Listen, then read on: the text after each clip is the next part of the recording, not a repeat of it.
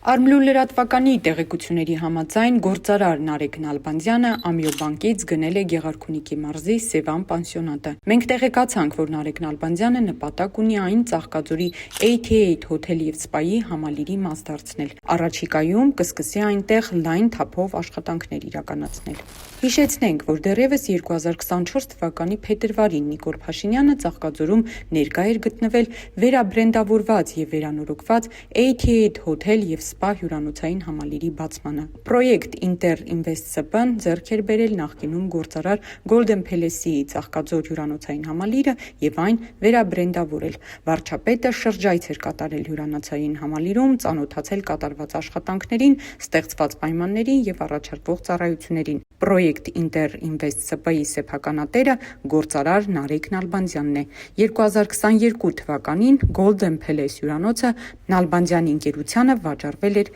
5 միլիարդ դրամով։